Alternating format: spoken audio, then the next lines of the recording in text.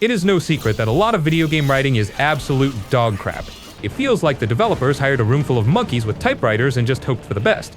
I put together a list of games that have writing that is actually competent and will keep you interested without making you roll your eyes into the back of your head. Let's check it out. Detroit Become Human, this game is actually a banger.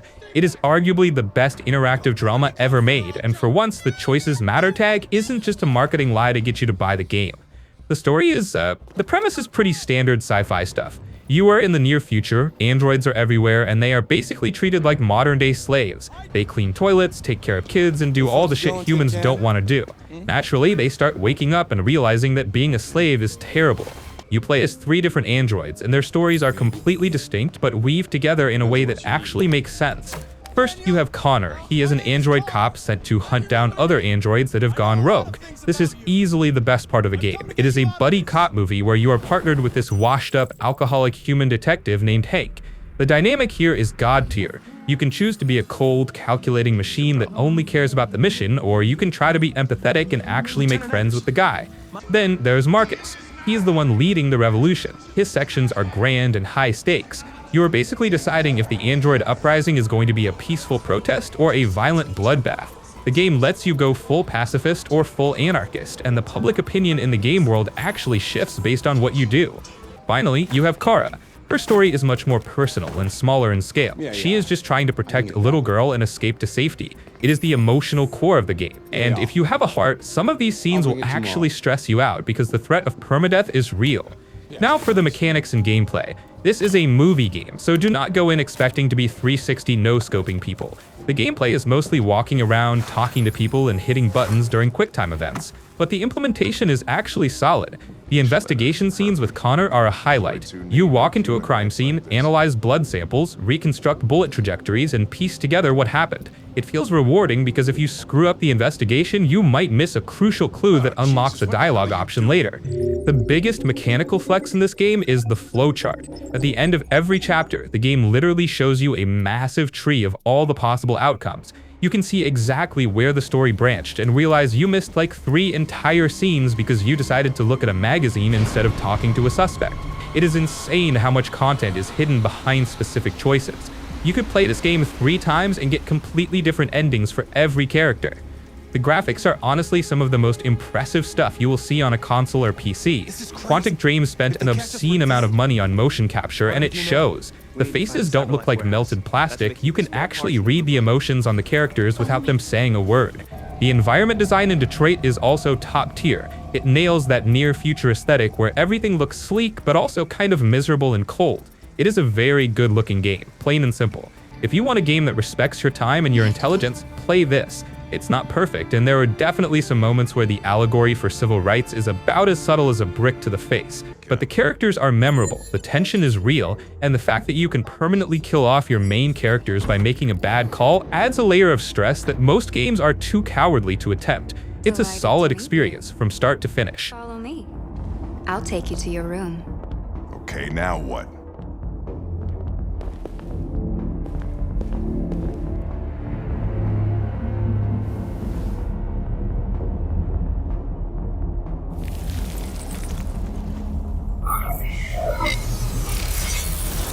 Mafia Definitive Edition is one of a few remakes in existence that actually justifies its own existence. Usually when a studio decides to modernize a classic, they strip out everything that made the original good and replace it with microtransactions and soulless grinding. But Hangar 13 actually cooked with this one. They took a janky 2002 game that was impossible to play without breaking a controller and turned it into a legitimate mob movie that you control. The story is that you play as Tommy Angelo. He is a cab driver in the 1930s, which is already a depressing job, but then he gets forced into the mob because he happened to look at a gangster the wrong way. The narrative here is arguably better than most actual mob movies. It is not just go here, shoot this guy, collect money. It is a genuine tragedy about loyalty and how being a criminal is actually extremely stressful. The characters are fantastic. You have Polly and Sam, your 2 best friends, who are absolute psychopaths, but in a charming way. And then there is the ending. I'm not gonna spoil it, but it is one of those endings that will leave you staring at your monitor in silence for 5 minutes, just processing the absolute gut punch you just took. As for the gameplay, the shooting is standard third-person cover stuff. You hide behind a crate, you pop out, you shoot a guy at a fedora, you repeat. It is satisfying enough. The guns sound punchy and the enemies react dramatically when you blast them with a shotgun. But the driving, oh my god, the driving. These cars handle like boats filled with lead.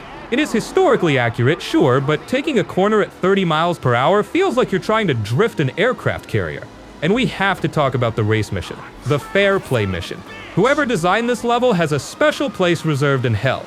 You have to drive this cigar-shaped death trap around a track that has zero grip, and the AI drivers are actively trying to murder you. In the original game, this mission made grown men cry.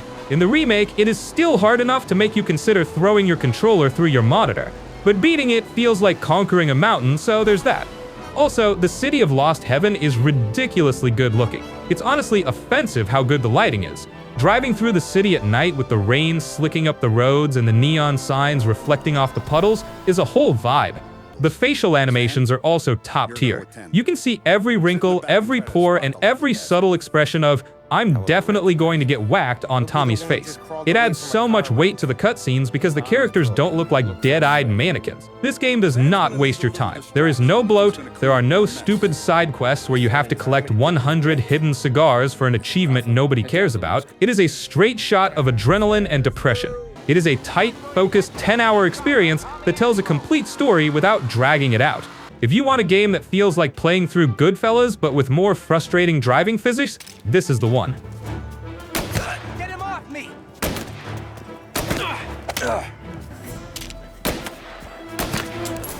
Plague Tale: Innocence.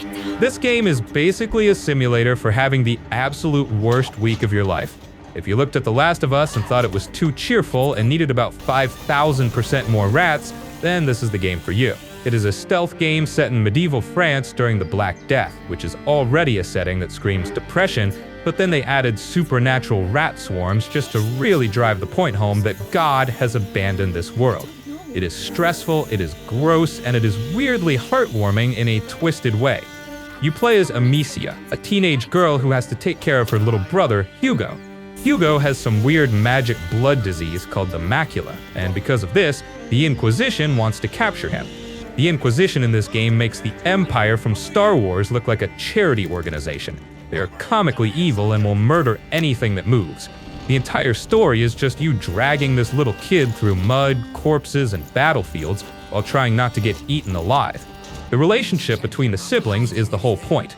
At the start, they barely know each other because Hugo has been locked in a room his whole life. But by the end, you will genuinely care about this little dude. It is essentially an escort mission that lasts the entire game, which usually sounds like a nightmare, but Hugo is actually written well enough that you don't want to throw him into a pit of rats most of the time. Now for the gameplay. It is pure stealth and puzzle solving. You are a teenage girl with a sling. You are not Kratos. You cannot fight a guy in full plate armor with your bare hands. If a guard gets within grabbing distance, you are dead. The combat is all about keeping your distance and using your brain. You use your sling to break lanterns to unleash the rats on guards, or you hit them in the head with a rock to knock them out. It is extremely satisfying to hear that dink sound when a rock connects with a helmet. The rats are the main mechanic. They are terrified of light, so the game becomes this deadly puzzle where you have to manipulate light sources to create a path through a sea of biting death. If you step into the shadows for 1 second, you are stripped to the bone instantly. It creates this constant tension where you are safe in the light, but the light is always fading or moving. It is simpler than something like Metal Gear, but the stakes feel higher because you are so powerless. Talking about the graphics, the technology they built for the rats is actually insane. There could be up to 5,000 rats on screen at once, and they move like a fluid. They pour out of vents and walls like a tidal wave of fur and teeth. It is technically impressive and absolutely revolting at the same time. The environments are grim but beautiful in a macabre way. You walk through battlefields piled high with bodies, quaint French villages that are being destroyed by the plague, and dark, damp crypts. The lighting engine does a lot of heavy lifting here since light is a mechanic, and the contrast between the warm safety of a torch and the writhing darkness of the rats looks fantastic. This is a focused, linear story that knows exactly what it wants to be. It is about 10 to 12 hours long, and it doesn't overstay its welcome.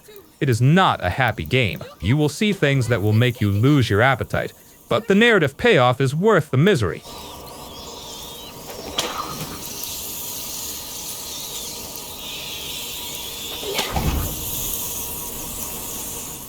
Dispatch is the perfect example of what happens when you focus on the writing instead of trying to render every individual pore on a character's face.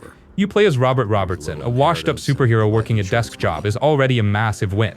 The premise is genius because it flips the entire superhero genre on its head. Instead of being the guy flying around punching aliens, you are the guy in the chair. You are the one dealing with the logistics, the budget cuts, and the absolute incompetence of the heroes you are supposed to be managing. It is stressful in a way that feels very real. You aren't losing because you missed a quick-time event, you are losing because you sent the wrong C-list hero to stop a bank robbery and now civilians are dead and your boss is screaming at you. The writing is sharp, cynical, and legitimately funny. It feels like The Boys, but with more focus on the mundane nightmare of corporate bureaucracy. And the tension comes from the fact that you are helpless. You can't jump in and save the day, you have to trust that the idiot you sent can handle the job. The core loop is managing a live map of the city. Crimes and incidents pop up in real time, bank robberies, cat stuck in a tree, alien invasions, and you have a roster of heroes to send out. But here's the catch. You don't just click send hero, you have to actually analyze the situation. Each hero has stats, strength, vigor, charisma, intellect, combat power, and mental stability. If you send a tank character like Golem to a hostage negotiation, he's going to punch a hole in the building and get the hostages killed. You have to match the right hero to the right job, but the game constantly throws curveballs. Your best hero might be unavailable because they're doing a podcast interview or recovering from a hangover. You are constantly forced to make do with the B team, which creates this insane tension. Then there are also some little simple but fun and satisfying hacking puzzles in the game that add a bit more variety to the gameplay. They aren't overly complex or anything, but hacking something might give your hero some more power or an advantage in specific situations, and sometimes they're just a part of the story. Visually, it keeps things simple with a stylized comic book aesthetic that looks clean and runs smoothly. It proves that you don't need a massive budget to make a game that people will actually remember. It's just a damn good time that reminds you why we play games in the first place, to experience a good story, not to grind for digital currency. What is it? I'm not quite drunk enough to share my origin story just yet, but remind me to tell you someday. Definitely.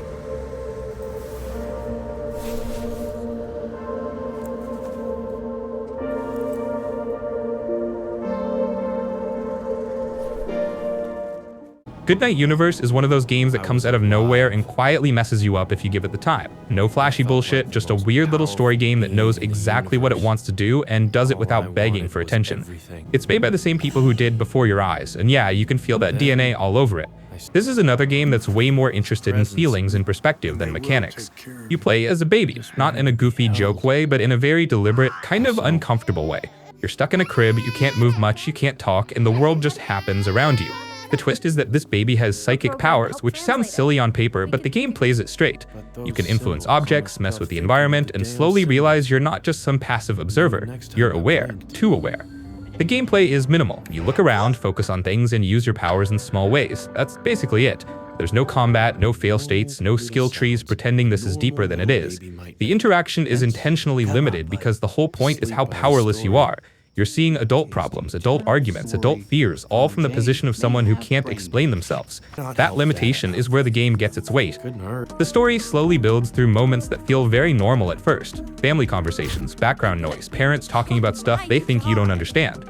And then it starts to go places. The psychic element becomes more important. What Goodnight Universe does really well is perspective. You're constantly reminded that you're small, stuck, and dependent. The camera angle, the sound design, the way voices fade in and out, all of it reinforces that. It feels intimate in a way most games don't even try to be. The writing is simple but sharp. Nobody talks like they're delivering a monologue. It sounds like real conversations you've overheard 100 times. There are downsides. It's short, like really short. If you're looking for something meaty to sink hours into, this is not that. The gameplay is barely gameplay, and if story games already test your patience, this will not convert you. Some people will bounce off it hard and call it boring, and honestly, I get it. But if you're into story-driven games that experiment with perspective and emotion instead of mechanics, this one sticks. Goodnight Universe is small, strange, and very intentional. It's not trying to be for everyone, and that's why it works. As a story experience, it earns its spot. It's the kind of game you finish in one sitting and then think about later while doing something completely unrelated, which is usually the sign it did its job. What was that? But no. Were they mocking me? Kingdom Come Deliverance 2 doubles down on being grounded, historical, and straight-up hostile if you show up expecting a power fantasy. You play Henry again, and the story continues right where the first game left off. Nobody magically forgets who you are. The world stays medieval Bohemia, which means it's filthy, unfair, and completely uninterested in making you feel important. Henry isn't a chosen hero or some legendary warrior. He's a guy shaped by trauma, loyalty, and a long list of bad calls, trying to survive in a world that doesn't give a shit about him. The writing leans harder into politics, class tension, and how ugly medieval life actually was. Lords exploit people, wars are chaotic, justice depends on who you know. It all feels unpleasant on purpose. Gameplay is where the biggest improvement lands. Sword fighting feels like learning timing, spacing, and stamina instead of fighting the controller. Swing like a maniac and you die. Panic and you die. Try to fight 3 people at once and you die immediately. When you win, it feels earned because the game never tries to make it look cool. Progress comes from what you actually do. You want to read better? You read. You want to fight better? You train and get your ass kicked until you improve. The game never hands you growth for free. Even basic things like talking to nobles, sneaking around, or surviving in the wilderness require prep. Armor matters, hygiene matters, reputation matters. People react to how you look and behave, and that small detail changes how the whole world treats you. The world feels genuinely lived in. Towns are packed, dirty, and loud. NPCs work, sleep, argue, and gossip whether you're there or not. You overhear conversations that have nothing to do with you. Roads feel dangerous. Forests feel empty and threatening instead of being pretty background noise. Walking from one town to another feels like an actual journey instead of filler. The pacing stays slow and demands patience. You spend a lot of time talking, investigating, and setting things up before anything big happens. When those moments hit, they hit because the game took its time earning them. Characters avoid flashy archetypes. They feel human, selfish, and limited by their situation. Alliances feel unstable. Trust never feels permanent. It still has problems. The game stays unforgiving. Systems can overwhelm new players. Saving stays limited and annoying. Bugs are better than the first game, but they haven't vanished. If you hated the first game's obsession with realism, this one won't change your mind. As a story-driven RPG, though, Kingdom Come Deliverance 2 is special. It treats history seriously, respects your intelligence, and refuses to soften its world for comfort. It's slow, harsh, and deeply immersive. If you want a medieval story that feels human, dirty, and earned instead of heroic and clean, this game belongs on the list. It seems you're out of luck. There's just one man who gives a fuck. A friend who'll never leave you stuck. Now who can that friend be?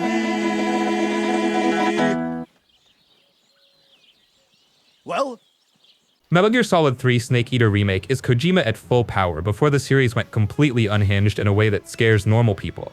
The story is set during the Cold War, way before the rest of the series, and that's part of why it works so well. You don't need a Metal Gear PhD to get into it. You play as Naked Snake before he became the legend everyone talks about. He's not a walking myth yet. He's skilled, sure, but he's still human, still learning, still getting emotionally wrecked by the people around him.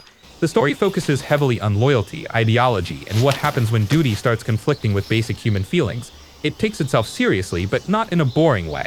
What makes Snake Eater special story-wise is that it's surprisingly personal. This isn't about saving the world every 5 minutes. It's about relationships, trust, and betrayal in a political system that chews people up and throws them away. The villains aren't just evil for the sake of it. They all have weird philosophies, strange honor codes, and motivations that make sense within this world. Even when things get ridiculous, and they do, there's always an emotional core holding it together. Gameplay-wise, this was the game that shifted Metal Gear from clean indoor stealth to survival. You're dropped into jungles instead of hallways. You have to manage stamina, injuries, and camouflage. You're eating whatever you can find, patching yourself up, and adapting to the environment. It sounds simple now, but at the time it was wild. The remake keeps all of that intact, just modernized so it doesn't feel like you're fighting the controls from 2004. Stealth is still the heart of the game. You're encouraged to observe, plan, and move carefully. Charging in guns blazing is possible, but it's almost always a terrible idea. The game rewards patience and creativity. You can mess with enemies, avoid fights entirely, or handle situations in weird ways that feel very Metal Gear. It constantly gives you options without spelling them out. The tone is also a big reason this game sticks. It balances serious Cold War spy drama with moments of pure insanity. 1 minute it's talking about nuclear deterrence and ideological warfare, and the next it's doing something completely unhinged with a straight face. Somehow it works. The remake keeps that tone intact instead of sanding it down into something safe and boring. The writing and characters are the real reason this game is legendary. Dialogue is memorable without being try-hard. Characters stick with you because they feel larger than life, but still human. The game loves long conversations, and instead of feeling like filler, they actually build tension and meaning. Metal Gear Solid 3 Snake Eater is one of those rare story games that still holds up decades later, and the remake just gives it a fresh coat of paint without breaking what made it special. It's smart, weird, emotional, and confident in a way modern games are often scared to be.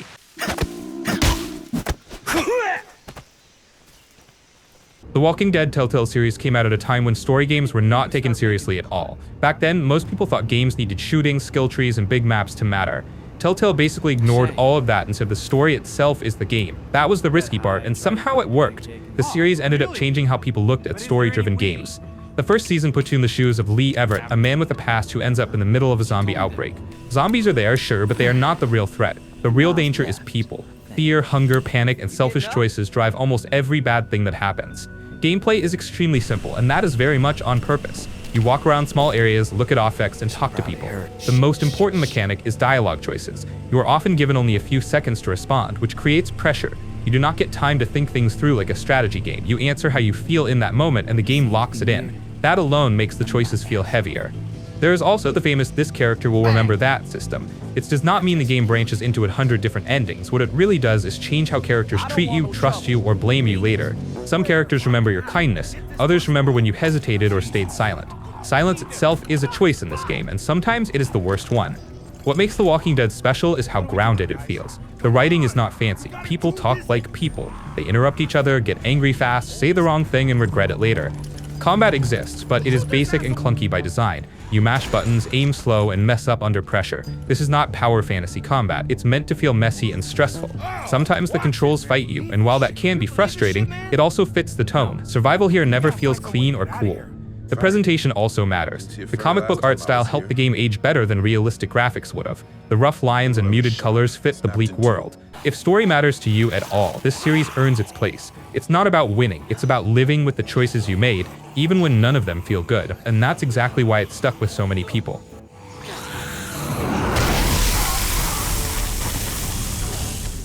Life is Strange. This game is a straight-up masterpiece of atmospheric storytelling. It's rare to find a game that captures a specific mood so perfectly that you actually feel like you are living in its world.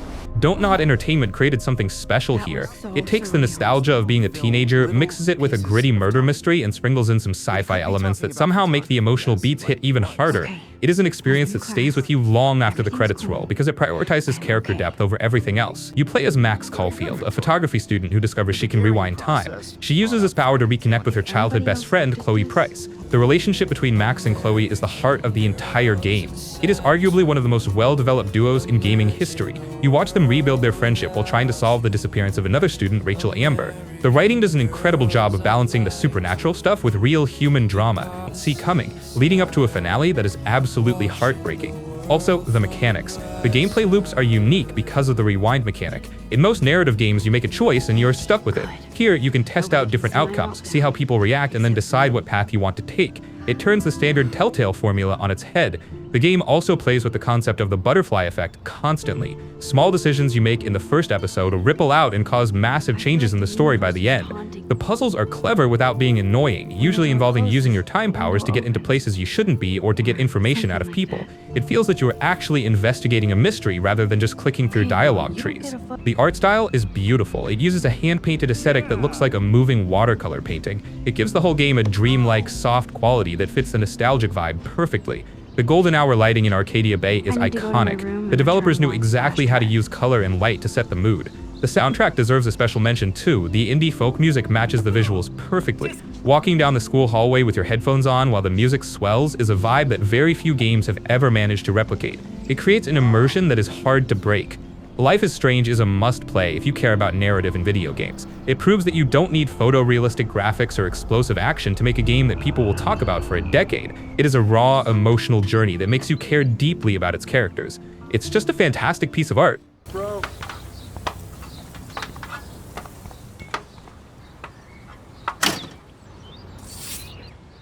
What the hell?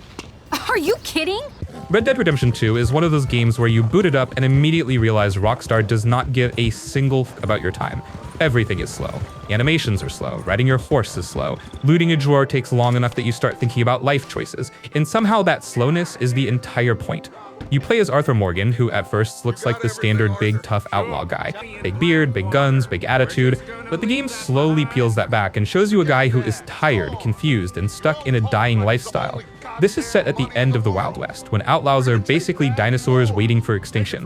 Law is everywhere, civilization is closing in, and the Vanderland gang is falling apart because their leader is full of shit and refuses to accept reality. The story takes its time, sometimes too much time. The opening hours are brutally slow and honestly test your patience. Snowy mountains, long rides, endless talking. But once the world opens up, the game starts doing something very few games manage.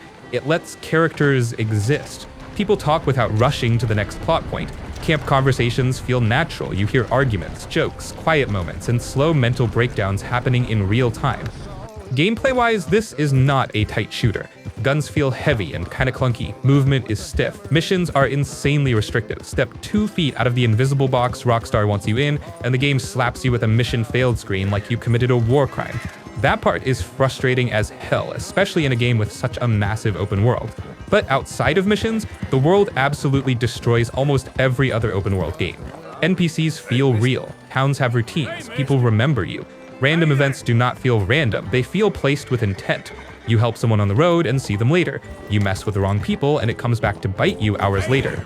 Animals behave like animals, not walking XP bags. The world just keeps moving, whether you care or not.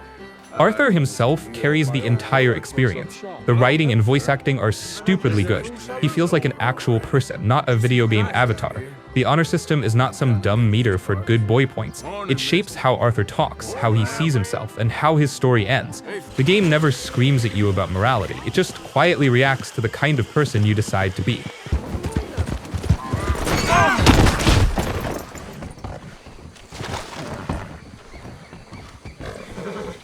Look, at this point, talking about The Witcher 3 is like saying Oxygen is pretty cool. It is universally agreed upon that this game is the gold standard for open-world RPGs. And for once, the internet hive mind is actually correct.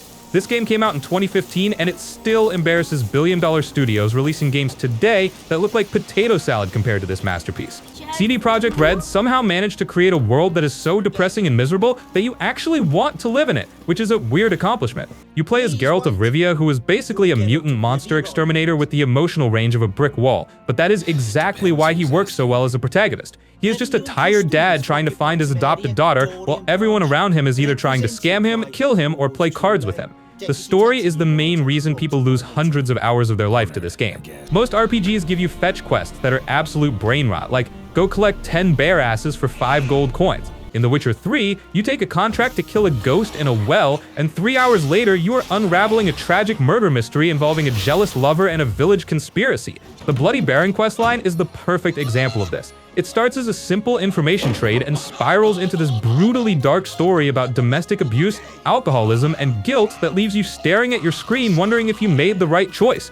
There are no good guys, just people trying to survive in a world that actively hates them. It is grim, it is grounded, and it makes every other fantasy story feel like a fairy tale for toddlers. Mechanically, the combat is the only part where people get divisive. It is not Devil May Cry. You are not going to be doing air combos. It's a lot of dodging, rolling, and casting Quen because you are terrified of getting hit. You basically dance around enemies like a ballerina with 2 swords. But the preparation aspect is where the gameplay actually shines. You don't just run up to a griffin and hit it with a stick. You have to read the bestiary, brew the right oils for your blade, drink potions that raise your toxicity levels until Geralt looks like a crack addict, and equip the right bombs. It makes you feel like an actual professional monster slayer who does his homework rather than a generic chosen one.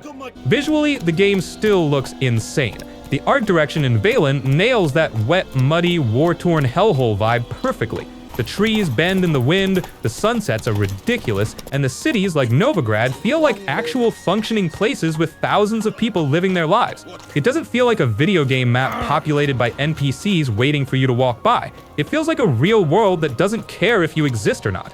This game is the benchmark. If you haven't played it, you are denying yourself one of the best pieces of media ever made. It is long, it is dense, and it is absolutely worth every second.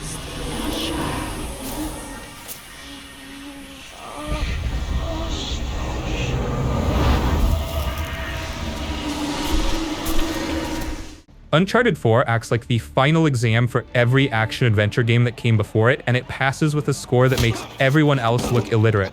You are jumping into the shoes of Nathan Drake one last time, but instead of immediately throwing you into a war zone, the game takes its sweet time showing you a version of a character that is washed up and trying to live a normal domestic life. It is a bold choice to make you sit through the mundane reality of his retirement because it perfectly sets up why he would eventually lie to his wife and drag his ass back into danger the second his brother shows up with a sob story. The narrative weight here is heavy, dealing with obsession and the fact that chasing adrenaline usually leaves your personal life in shambles, and it handles these themes with a maturity that you almost never see in a genre usually reserved for mindless explosions. The visual presentation is just stupidly good, and you don't even need to look for the small details to realize that this is one of the best looking things ever put on a screen. Every environment you move through, from the muddy jungles to the crumbling ruins, feels handcrafted and dense, creating an atmosphere that is so immersive it is actually hard to look away. The transition from cutscene to gameplay is so seamless that half the time you don't even realize you are back in control until you are getting shot at, which keeps the pacing moving at a speed that never really drags despite the game being fairly long for a linear story. It is the kind of polish that ruins other games for you, because you start noticing how janky everything else is by comparison.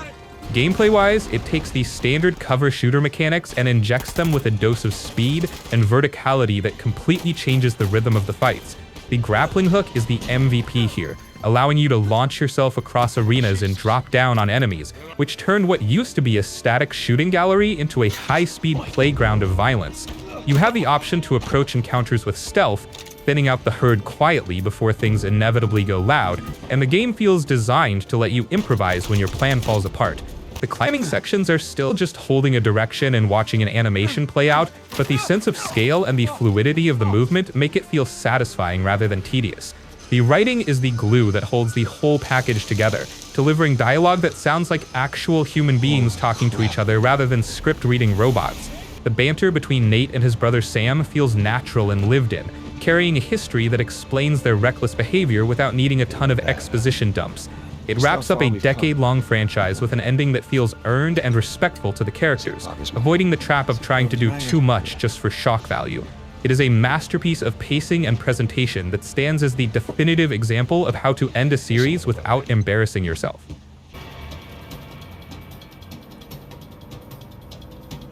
Oh, crap, crap, crap!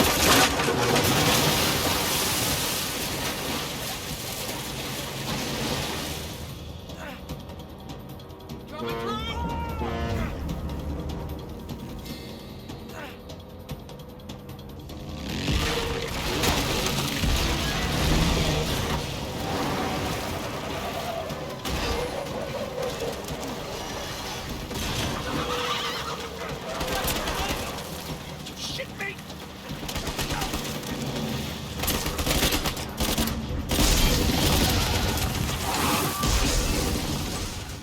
The Wolf Among Us.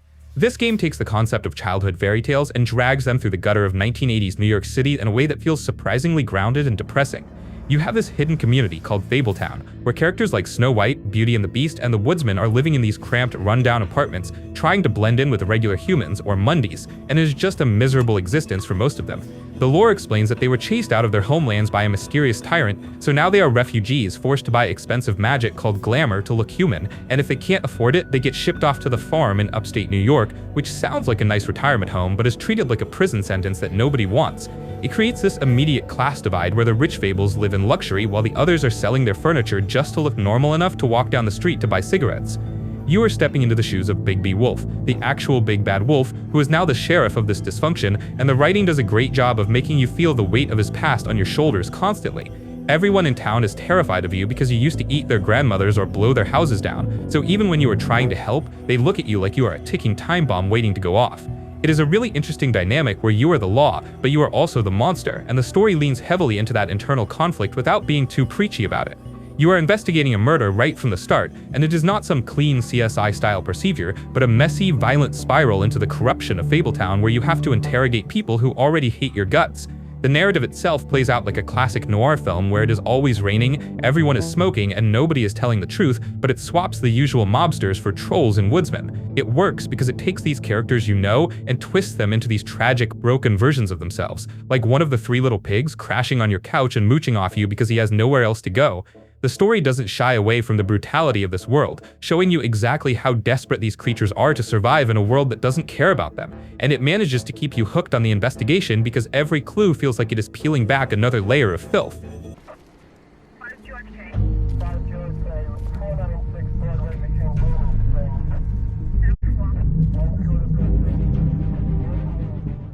Licensed superhero games usually fall into two categories. Either they're absolute hot garbage cash grabs, or they're decent for 5 hours and then you forget they exist. This one somehow dodged both and actually stuck the landing. What really makes it work is Peter Parker himself. This is not edgy, angry Spider-Man, and it's not quit machine cartoon Spider-Man either. He's older, broke, tired, juggling too much shit and constantly trying to do the right thing while everything keeps collapsing anyway. He feels overwhelmed in a very real way. Rent, work, relationships, responsibility, all of it piling up at once. The game actually treats that like the core of the story instead of background flavor. The tone is way more grounded than people expect. Yeah, it's still comic book stuff, but the writing keeps things human. The emotional moments don't come out of nowhere, and they don't feel forced. The game takes its time setting things up, so when stuff goes wrong, it actually hits instead of feeling like another cutscene you forget 5 minutes later. Gameplay-wise, this is one of those rare cases where just moving around feels good enough to carry the entire experience. Swinging through the city never really gets old, and that's insane considering how long the game is. You're not fighting the controls or babysitting systems. You're just flowing through the world, reacting to stuff as it happens. Combat is flashy and fun without being deep in a sweaty way. You feel powerful but not invincible, which fits Spider-Man way better than turning him into some unstoppable god. The world itself feels busy and alive without being exhausting. There's always something happening, but the game doesn't scream at you to do everything. You can just exist in the city for a while, and it feels right. Side content varies in quality, some of it is great, some of it is pure filler, but it never completely derails the experience. You're never too far from something interesting happening. What really surprised people was how hard the story goes emotionally. This isn't just a superhero power fantasy, it leans into consequences. People get hurt, mistakes matter. Being Spider-Man comes with a cost, and the game doesn't shy away from showing that. It respects the character enough to let things get uncomfortable instead of wrapping everything in a feel-good bow. Now, yeah, it's not perfect. Open world repetition is still there, some side activities feel like busy work, certain story beats are predictable if you know Spider-Man at all, but none of that really drags the game down because the core experience is so solid.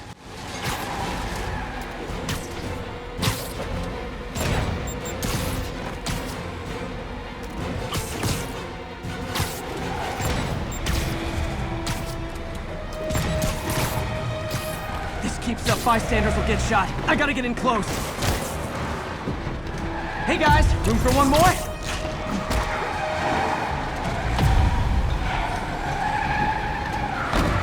Here's your stuff. This thing doesn't try to be charming, it doesn't try to be fun in a traditional sense, it just sits there, dead serious, and drags you through a broken world like, yeah, this is what the end looks like, deal with it. The setup is stupidly simple, and that's why it works. The world ends, people survive, everything sucks. No prophecy, no epic save-the-world nonsense. You play as Joel, who's basically a walking emotional brick. He's not cool, he's not inspiring, and he's definitely not here to teach you life lessons. He's just a guy who's been hollowed out by loss and learned how to keep going anyway. The game lets him be unpleasant, quiet, and selfish without trying to clean him up for the audience, which already puts it above a ton of other games that are terrified of making their main character anything but lovable. What makes the story hit is how little it begs for your attention. It doesn't scream at you to feel sad, it doesn't drown you in monologues about hope or humanity. Most of the time it's just awkward conversations, long silences, and people saying the wrong thing because they don't know how to talk anymore.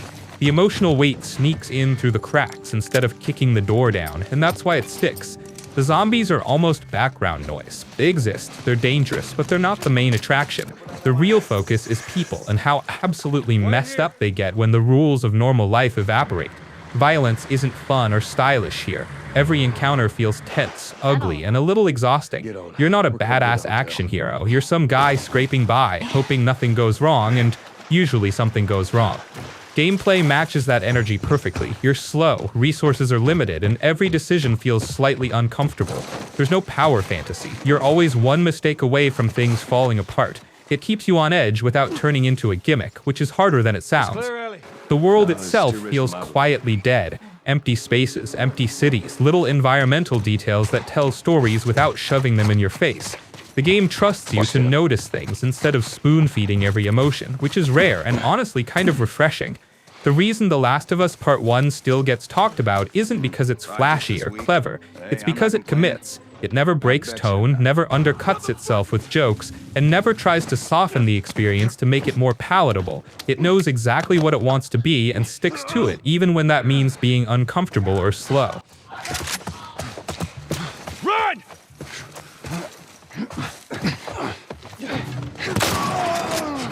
Ghost of Tsushima is basically the Assassin's Creed game that everyone begged Ubisoft to make for a decade, but Sucker Punch actually went ahead and did it properly without loading it full of microtransactions and RPG bloat that nobody asked for. You play as Jin Sakai, one of the last samurai left on the island after the Mongols roll in and absolutely obliterate the local defense force, and the whole narrative centers around this internal conflict of sticking to your honorable samurai code or becoming a backstabbing ninja ghost to save your people. It is a classic Kurosawa film brought to life, and the story doesn't try to be overly complex with twists and turns. It just focuses on the tragedy of a man having to abandon his principles because he realizes that honor doesn't mean anything when your enemy is burning your home to the ground. The relationship between Jin and his uncle, Lord Shimura, is the emotional anchor here, constantly making you feel guilty for using stealth and poison even though you know damn well it is the only way you're going to win a war against an entire army. The combat is arguably the most satisfying swordplay ever put into an open-world game because it strikes this perfect balance between accessibility and depth without turning into a button-mashing fest. You have these 4 different stances that you switch between on the fly depending on whether you are fighting a guy with a shield, a spear, or a big brute. And once you get the rhythm down, it feels like a choreographed dance of death. It is incredibly lethal, meaning you can cut through enemies in a couple of strikes, but they can do the same to you, which keeps the tension high and makes every encounter feel dangerous rather than just a grind to whittle down health bars. The duel mechanics are a highlight, stripping away all the chaos of the battlefield to lock you into a one-on-one showdown that is all about timing and patience, zooming the camera in tight and letting the tension build before the steel clashes, and it makes you feel like an absolute badass every time you pull off a perfect parry. Visually, this game is a legitimate painting in motion, and the art direction does more heavy lifting than the actual graphical fidelity because they prioritize style over pure realism. The world is constantly moving, with wind blowing through fields of pampas grass, leaves falling from trees in ridiculous quantities, and storms brewing on the horizon, creating an atmosphere that is so thick you can practically breathe it. They made the genius decision to remove the mini-map entirely and use the wind to guide you to your objectives, which sounds like a gimmick, but actually keeps your eyes on the world instead of staring at a UI element in the corner of the screen. It encourages you to actually explore the island organically, following golden birds to hot springs or chasing foxes to shrines. And while some of the side activities can get a bit repetitive after the 30th time, the loop is so zen and the world is so pretty that you don't really mind doing it. The stealth is serviceable, essentially functioning as a lighter version of what you would find in other stealth action games, letting you grapple onto roofs and drop down on unsuspecting Mongols or terrify them with ghost weapons until they run away in fear. It fits the narrative theme of becoming a monster to fight monsters, and seeing the enemies react with genuine terror when you start slaughtering their friends adds a nice layer of immersion to the combat encounters. It is not reinventing the wheel when it comes to open world design, and you will recognize the structure of clearing out camps and liberating regions instantly, but the execution is so polished and the setting is so well realized that it elevates the standard formula into something that feels special.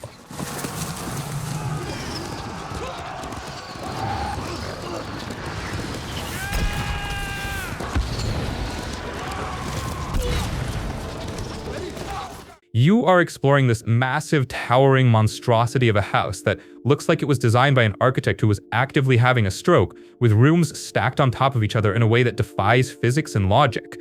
The atmosphere is heavy right from the start because you are walking through a tomb where everything has been left exactly as it was when the person died, creating the sense of voyeurism that feels uncomfortable but necessary.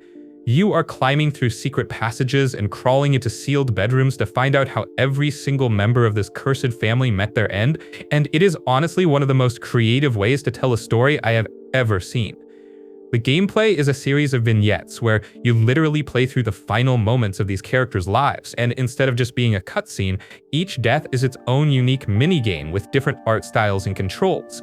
1 minute you're a little girl engaging in a hunger-induced hallucination where you play as a shark rolling down a hill, and the next you're a baby in a bathtub playing with toys while the water rises to a fatal level.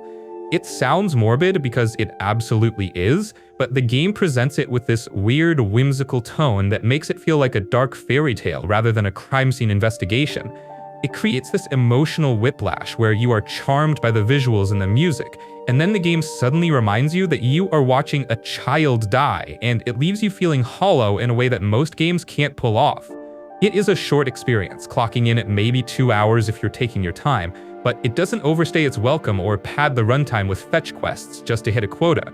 It respects your time by delivering a tight, focused narrative about the inevitability of death and the stories we leave behind, and it doesn't try to offer some cheesy happy ending to make you feel better. It is just a raw, honest look at a family defined by tragedy, and it manages to be beautiful despite being incredibly depressing. One summer, they evacuated the island, but Edie refused to go. God of War Ragnarok is essentially Santa Monica Studio taking the foundation of the 2018 reboot and injecting it with steroids until it bursts at the seams with content. You are picking up right where the last one left off, but now Fimbulwinter is set in, meaning everything is covered in snow and ice, and the vibe is immediately more desperate and cold. Kratos is still the grumpy dad trying to keep his head down, but our boy, I mean Kratos' boy, is now a moody teenager who thinks he knows everything, which creates this friction that feels incredibly real to anyone who has ever dealt with a kid going through puberty while the apocalypse is happening outside. The narrative centers around the idea of fate and whether you are a prisoner to the prophecy written on the wall or if you can actually change your destiny by making different choices. It is a massive game that spans across all 9 realms, and each one feels distinct and dense, filled with lore that fleshes out the Norse pantheon in a way that makes the gods feel less like mythological figures and more like a dysfunctional crime family. The combat has been refined to the point where it feels almost rhythmic, taking the heavy, grounded impact of the Leviathan axe and mixing it with the chaotic speed of the Blades of Chaos right from the start. You have way more options for movement this time around, including a grapple mechanic that lets you zip up ledges and slam down on enemies, which adds a layer of verticality that the previous game was sorely missing. It is violent and crunchy, with every hit giving you this tactile feedback that makes you feel the weight of the weapon crashing into bone and armor. The enemy variety is significantly better this time, addressing the biggest complaint from the last game where you fought the same troll with a different color palette 5 times. You are fighting everything from small, annoying grim creatures to massive beasts that take up the entire screen, and the game forces you to actually use your entire toolkit rather than just mashing the light attack button until everything dies. The writing for the villains is where this game really separates itself from the pack, specifically with the portrayals of Odin and Thor. Odin isn't portrayed as this Zeus-like figure sitting on a throne throwing lightning bolts. He is written like a manipulative mob boss who talks his way into your head and makes you question everything you thought you knew. Thor is a depressed, alcoholic mess who is terrifying not just because he is strong, but because he is unstable and broken, which makes him a far more interesting antagonist than a generic doomsday villain. The game commits to the one continuous shot camera technique again, meaning there are no camera cuts from the moment you press start to the moment the credits roll, which is a technical achievement that keeps you locked into the perspective of the characters without any breaks for loading screens. It can be exhausting because the game is long and refuses to let you look away, but it creates a level of immersion that is hard to replicate. The pacing does stumble a bit in the middle sections where the game decides to slow down and force you into these lengthy walking and talking segments that feel like they go on for about an hour too long. However, these slower moments are usually used to build character relationships that pay off heavily in the finale, so it's a necessary evil to get to the good stuff. It's a story about letting go and trusting the people around you, wrapped in a package of extreme violence and high-budget spectacle. The visual fidelity is top tier, pushing the hardware to display particle effects and lighting that make the realms look like high fantasy concept art come to life. It's a sequel that understands exactly what made the first one good and doubles down on it.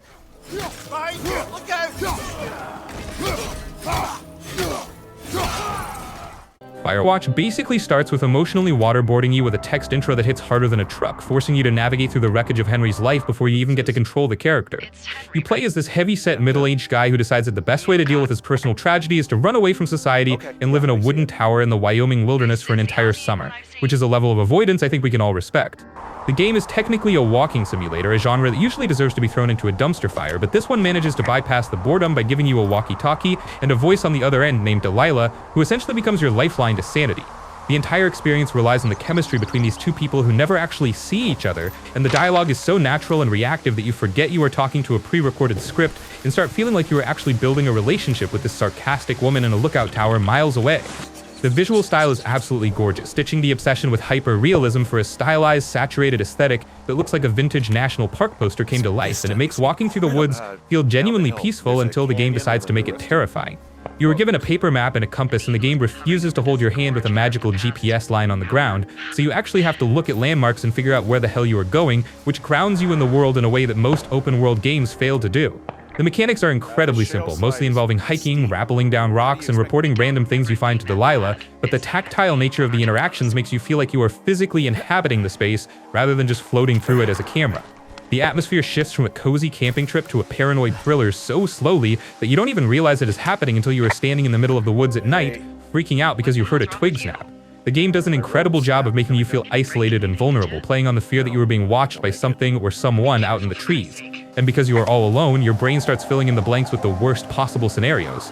You start finding weird things in the forest that don't add up, fenced-off areas that shouldn't be there, and equipment that looks suspicious, and the game effectively gaslights you into thinking there's some massive conspiracy happening around you.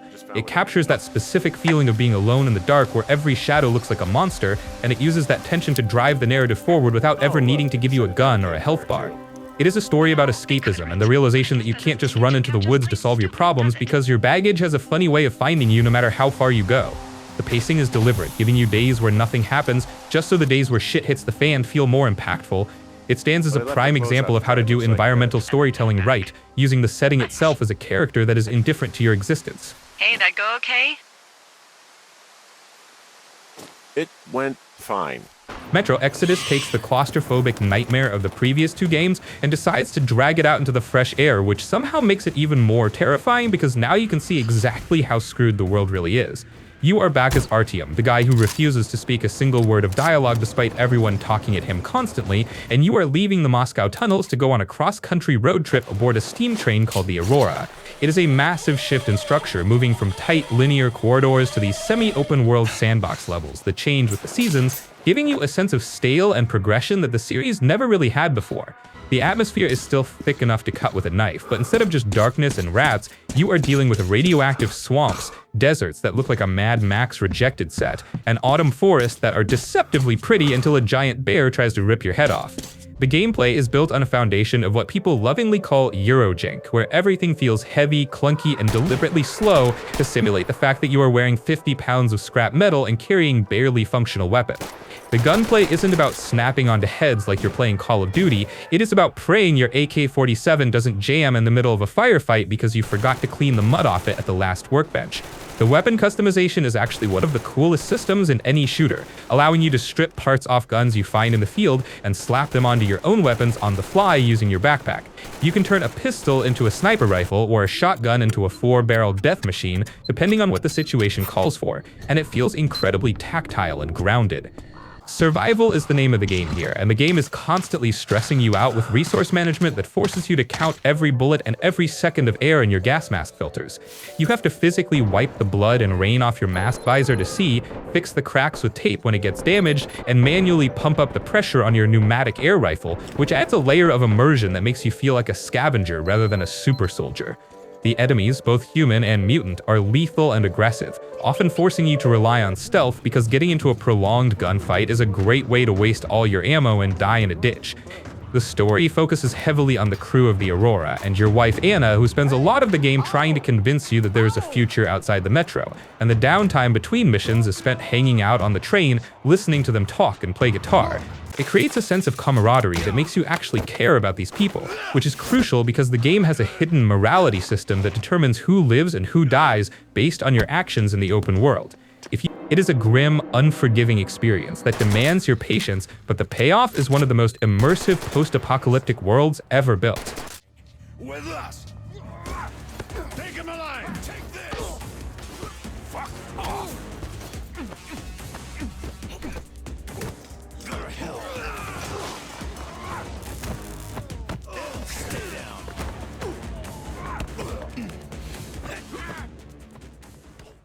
Marvel's Guardians of the Galaxy is basically the game that had absolutely no business being as good as it is, especially after the dumpster fire that was the Avengers game made everyone assume this would be another cash grab disaster. You are stepping into the jet boots of Star-Lord, and the developers made the smart decision to keep it strictly single player, meaning there is no live service bloat or grinding for loot boxes to unlock a slightly different shade of blue for your jacket. The narrative picks up with the team already established, but they are barely holding it together, constantly bickering and screwing up jobs, which captures the dysfunction of the comics way better than the movies ever did. The writing is the strongest part of the entire package, with dialogue that literally never stops. And while that sounds annoying, the banter is actually funny and helps flesh out the characters as broken people trying to find a purpose. The gameplay loop is a bit weird at first, because you are only directly controlling Star-Lord while shouting orders at the rest of the team like a glorified manager, but it clicks once you realize it is more about rhythm and crowd control than precise shooting. You are using your elemental blasters to freeze or shock enemies while commanding Gamora to slice things up, Drax to stagger big targets, Rocket to blow stuff up, and Groot to immobilize groups, creating this chaotic light show of particle effects that fills the screen. There's a mechanic called the huddle, where you literally pause the fight to give a motivational speech to your team, and if you pick the right dialogue option, you get a buff and an 80s pop hit starts blasting in the background, which is so incredibly stupid that it circles back around to being genius. The combat does get a bit repetitive by the end because the enemies turn into damaged sponges, but the spectacle of it keeps you engaged enough to push through. Exploration is strictly linear, which is a breath of fresh air in an industry obsessed with making every map 500 miles wide with nothing to do, so you are mostly walking down corridors and solving light environmental puzzles using your teammates' specific abilities. You might need Rocket to hack a door or Groot to build a bridge, and these moments are mostly just downtime to let the characters talk to each other, revealing their backstories and insecurities in a way that feels organic rather than forced exposition. Visually, the art direction is fantastic, creating alien worlds that actually look alien with weird flora and distinct color palettes that pop off the screen. The character designs took some heat initially for looking like off-brand versions of the movie actors, but the voice acting is so top tier that you stop comparing them pretty quickly and accept them as the definitive versions of these characters. It is a game that respects the source material without being a slave to the MCU, delivering a heartfelt story about grief and family that manages to be emotionally resonant while still letting you shoot space jellyfishes to the beat of Rick Astley.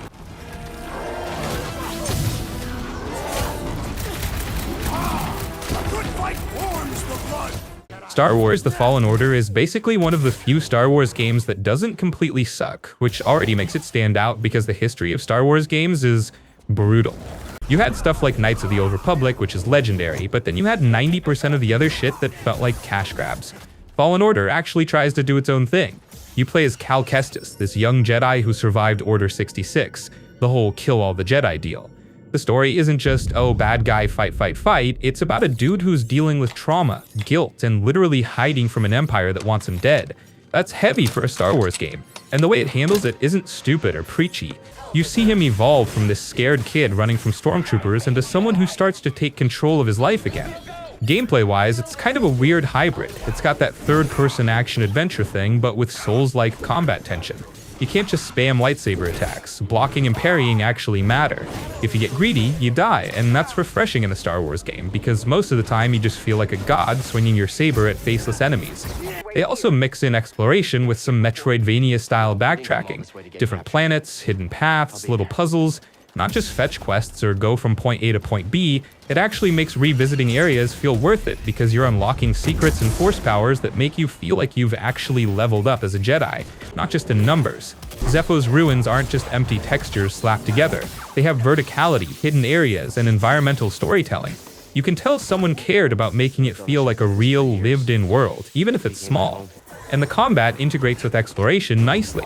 Force powers aren't just flashy. Force push can break walls, pull things down, or manipulate your environment in clever ways. Same with Force slow. It's not just an animation, it actually changes fights.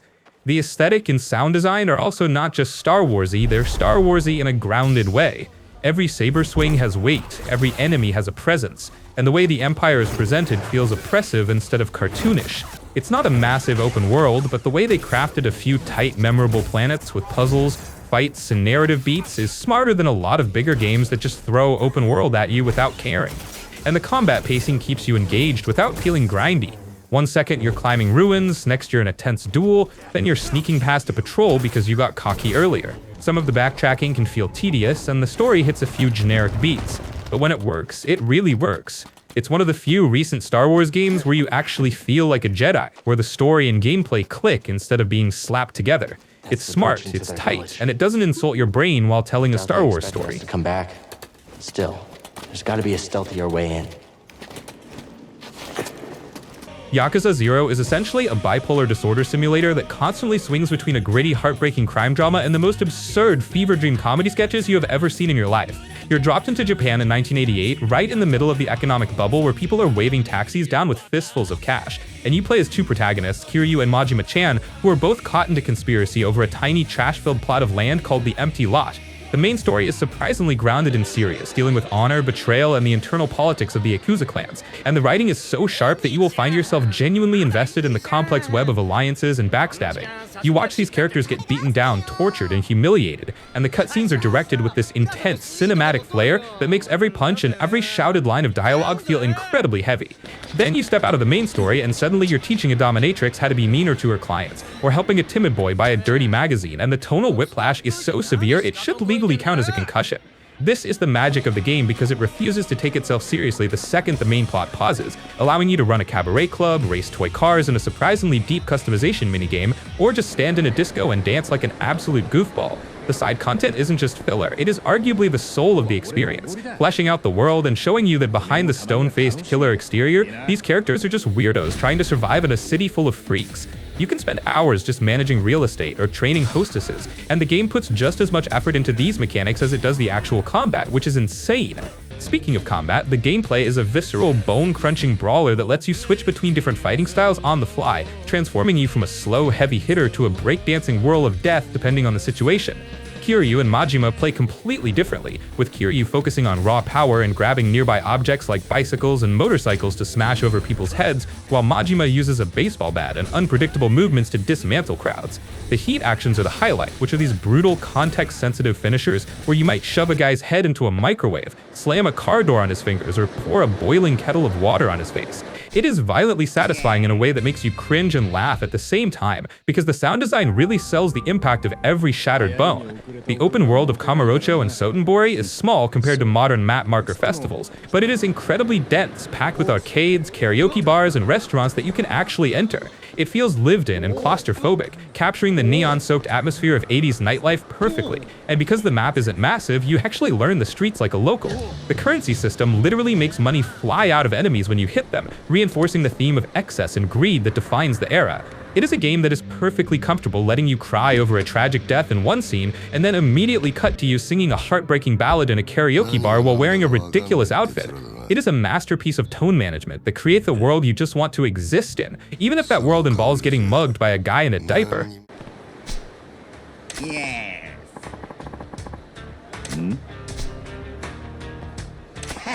Spec Ops: The Line masquerades as a generic bargain bin Call of Duty clone that you would find at a Walmart discount bin, but it is actually a psychological horror game disguised as a military shooter that actively hates you for playing it. You play as Captain Walker, a generic soldier man with a voice that sounds like he gargles gravel, sent to a version of Dubai that has been completely swallowed by sandstorms to check on a missing colonel named Conrad. But the game slowly twists that knife until you realize that you aren't the hero, and you are actually making everything significantly worse just by being there. It is a deconstruction of the entire genre that forces you to look at the digital violence you usually consume without thinking and confronts you with the reality of what you are doing. The gameplay itself is aggressively mediocre, which is usually a criticism, but here it almost feels like an intentional design choice to lull you into a false sense of security before the narrative pulls the rug out. You are doing the standard cover shooter routine of running from waist-high wall to waist-high wall, popping up to shoot guys in the head with weapons that feel functional but uninspired. The controls feel a bit clunky, and the movement has a heaviness to it that makes it feel like Walker is trudging through mud, or in this case, sand, which is the one unique mechanic where you can shoot out glass panes to bury enemies in an avalanche of silica. If you were judging this solely on the mechanics, it would be a forgettable 6 out of 10 experience that nobody would remember a week later, but the gunplay is just the delivery system for the trauma. However, the narrative is where this game grabs you by the throat because it is essentially a retelling of Heart of Darkness or Apocalypse Now set in a modern war zone where everything goes wrong. As you push deeper into the city, the situation deteriorates from a rescue mission into a chaotic free-for-all where you are fighting American soldiers, civilians, and your own sanity. The visual design of a buried Dubai is hauntingly beautiful, contrasting the opulence at gold-plated lobbies and luxury hotels with the gritty reality of corpses and sand dunes piling up in the hallways. It is a game that leaves you feeling dirty and hollow by the time the credits roll, successfully stripping away the glamour of the military shooter to show the ugly, traumatic reality underneath. Man, I'm through with this shit. Fuck you! At least I'm doing my job! You're the one who's fine, just sitting back, waiting for things to unfuck themselves! Until Dawn is a horror game about a bunch of teenagers stranded on a mountain, and the first thing you realize is that these people are absolute idiots. That's kind of the point. You've got your jock, your nerd, the hot girl, the brooding loner, and the rest of the gang, all walking into trouble in ways that make you groan and laugh at the same time. The game is basically a playable slasher movie, and it leans hard into horror movie tropes, but it doesn't just throw you into cheap jump scares and hope you care.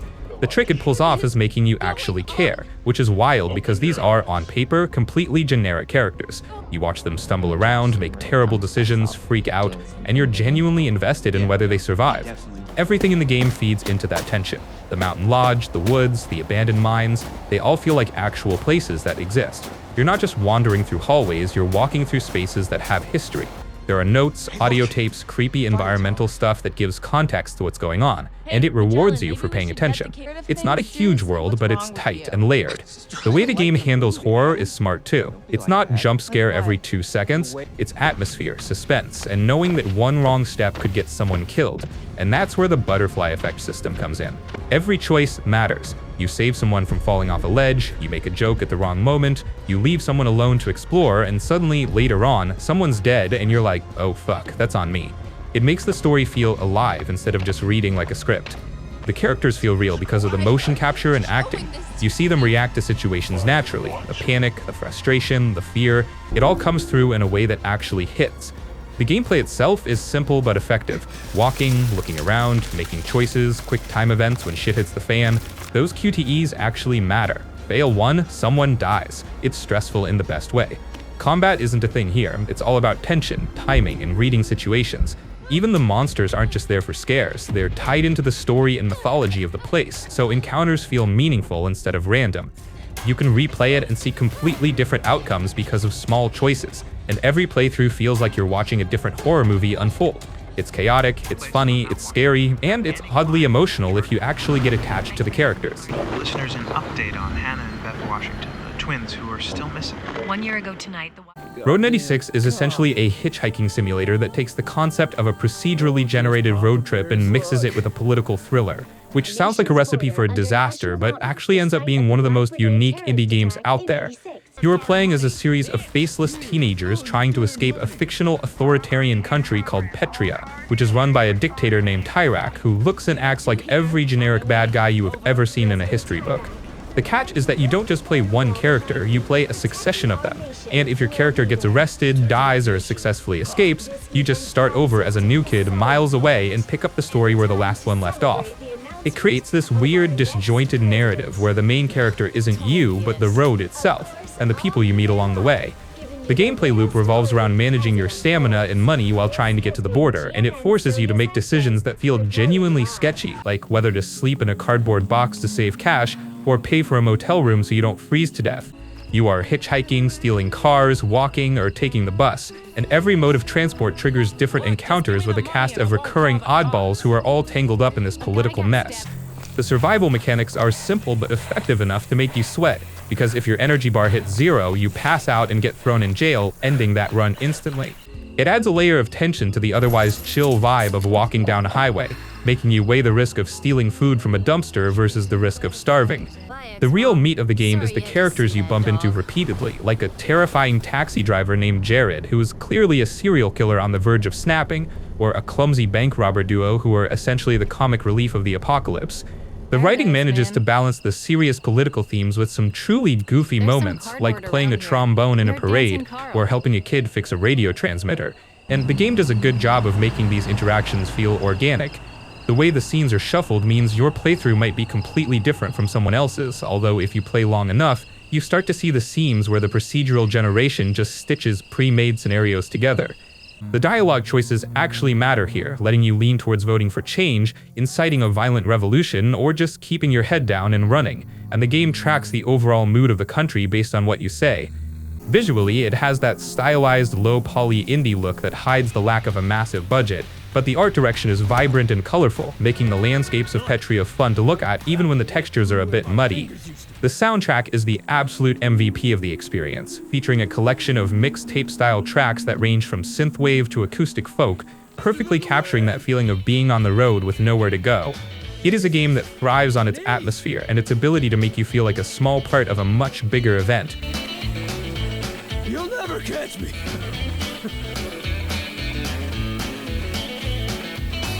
I'll run like the wind, fast and effortlessly.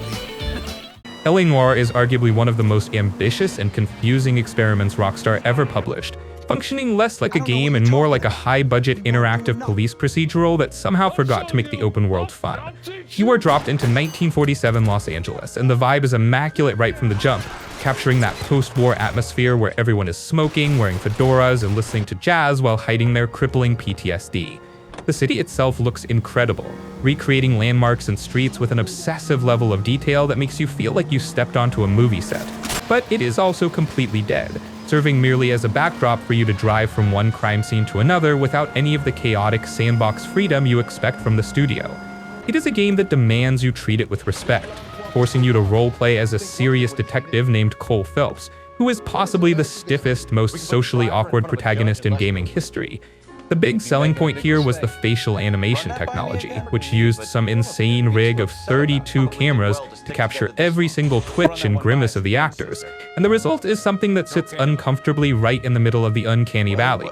It looks impressive technically because you can see people swallowing or shifting their eyes when they lie, but it also leads to these hilarious moments where a suspect makes a face like they are actively crapping their pants just to signal that they are hiding something.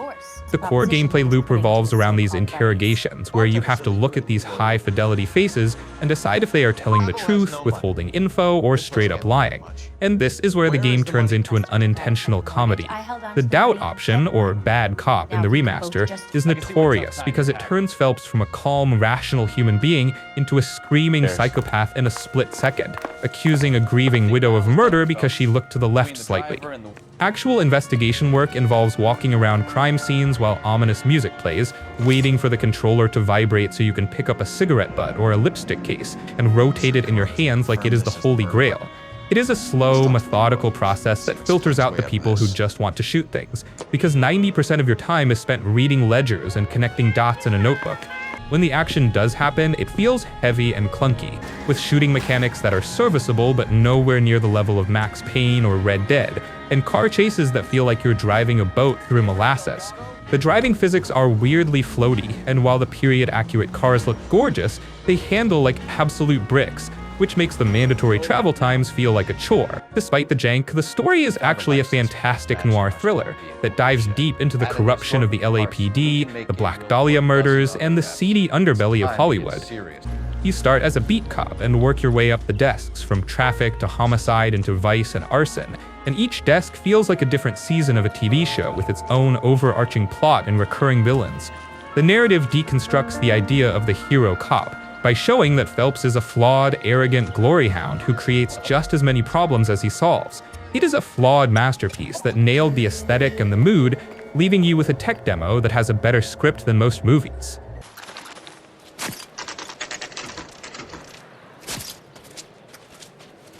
How about a scoop for the Examiner, Galloway? You could use some good press. Another tramp, another message. Is the werewolf back in business, boys? Do you have a mother, asshole? A sister? How about showing some respect for this poor woman? Quantum Break is Remedy Entertainment basically looking at the medium of video games and deciding that it wasn't complicated enough, so they tried to forcefully weld a full-blown live-action TV show onto a third-person shooter, resulting in a project that is undeniably ambitious but also completely baffling in its execution. You are playing as Jack Joyce, who is just Sean Ashmore in a leather jacket, and after a science experiment goes wrong in a university lab that clearly failed every OSHA inspection in history, you get the ability to manipulate time while the rest of the world starts glitching out. The game operates on this weird rhythm where you play through a chapter of high-octane action, blowing things up and freezing people in time bubbles, and then the game literally grabs the controller out of your hands and forces you to sit down and watch a 20-minute episode of a live-action drama. The combat itself is actually some of the most satisfying shooter gameplay Remedy has ever cooked up, completely eclipsing the stiffness of Alan Wake because they finally let you play as a superhero rather than a scared writer with a flashlight. You aren't just taking cover behind waist-high concrete barriers like every other generic shooter from that era. You are actively encouraged to play aggressively by zipping across the room in a blur and flanking enemies before they even realize you moved. The time powers feel incredibly punchy, specifically the ability to cast a time bubble around an enemy and then empty an entire magazine of assault rifle ammo into it, stacking the bullets in the air so that when the bubble collapses, the guy just instantly vaporizes from the concentrated impact. The particle effects during these fights are absolutely insane, with the world fracturing into these sharp, geometric glass shards and ripples. that make it look like your graphics card is having a meltdown, but it fits the narrative theme of time breaking down so perfectly that you don't even mind the visual noise. The story is a confusing knot of time travel paradoxes and corporate conspiracies, but it manages to hold itself together better than most sci-fi stories because it commits hard to the rule that you cannot change the past, only ensure that it happens the way it was always supposed to. It is a game that swings for the fences and misses the ball on a few huge design choices, specifically the massive file size and the streaming issues with the show, but you have to respect the hustle for trying something that nobody else was crazy enough to attempt. It stands as a unique, flawed experiment that is definitely worth playing once just to experience the sheer spectacle of a time-fractured world.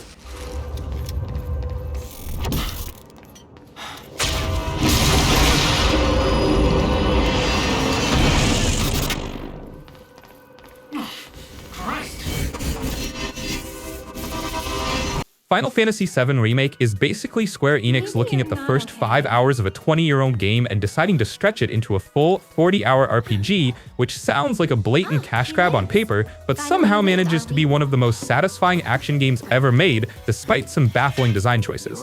You are stepping back into the boots of Cloud Strife, who is an emotionally stunted eco-terrorist mercenary with a sword the size of a surfboard, and the game does an incredible job of making Midgar feel like a real, suffocating industrial dystopia rather than just a series of pre-rendered backgrounds. The production value is through the roof, with cutscenes that transition seamlessly into gameplay and character models that look better than most CGI movies.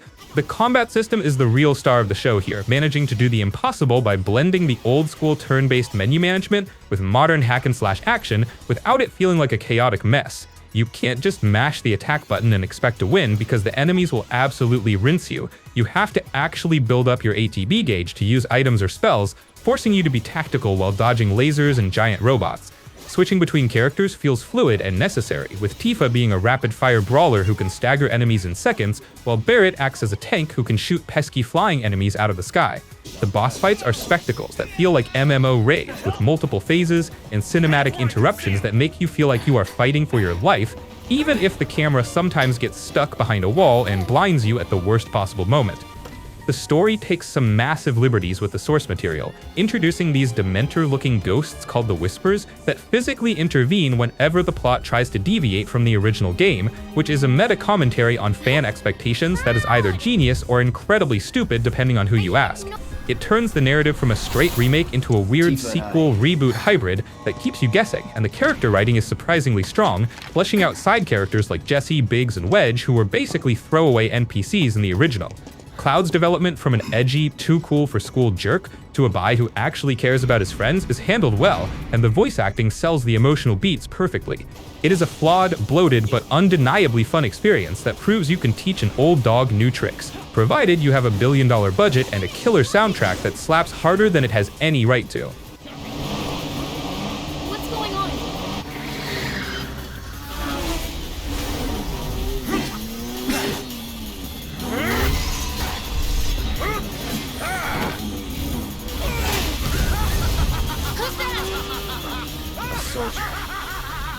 Talking about GTA 4, and let's not bullshit this. This game isn't flashy with bright colors or over-the-top chaos like GTA 5. It's grimy, depressing, and somehow still addictive as hell. You play as Niko Bellic, this Eastern European guy who comes to Liberty City to chase the American dream, which, spoiler alert, is mostly scams, shady people, and getting fucked over constantly. The story isn't kill a bunch of random people, it's about betrayal, revenge, and the consequences of trying to survive in a city that doesn't give a shit about you. Liberty City itself is a massive part of why this game works. It's not just a sandbox for chaos, it's alive. Streets are filled with pedestrians who actually react to you in different ways, the traffic feels like a nightmare you'd experience if you actually lived in a city, and every neighborhood has its own vibe. The gameplay leans into realism compared to other GTA titles. The driving physics are heavier, cars actually feel like they have weight, and shooting isn't a button-mashing carnival. Cover matters, aiming matters, and combat can feel tense instead of just chaotic fun. And then there's the whole side stuff. Bowling, darts, going out to bars with girlfriends, even just walking around and talking to people. It's small, stupid shit, but it adds a layer of immersion that makes you care about Liberty City as a place, not just a playground. The story is grounded in a way most open-world games fail at. Nico's past haunts him, the people he meets have layers, and betrayal isn't some dramatic twist that comes out of nowhere. It feels earned. You feel the weight of consequences, and that's rare in a game that also lets you blow up cars and shoot people in the middle of the street. And the tone of the whole thing is dark and cynical without being cartoonish. Liberty City feels hopeless sometimes, which is the point. It's a city that chews people up and spits them out. Technically, it's got flaws, physics can glitch, NPC AI is inconsistent, and some missions are brutally annoying. But everything that works beautifully. The storytelling, the world building, the immersion, it's all crafted so that you actually believe you're following someone struggling to survive while still doing incredibly illegal shit. GTA 4 isn't about being flashy or fun for the sake of it, it's about being honest with its world and characters while still letting you cause chaos when you want to. What's in it for me? I'll give you what you after. Cold, hard cash. That what you chasing, right? Amongst other things.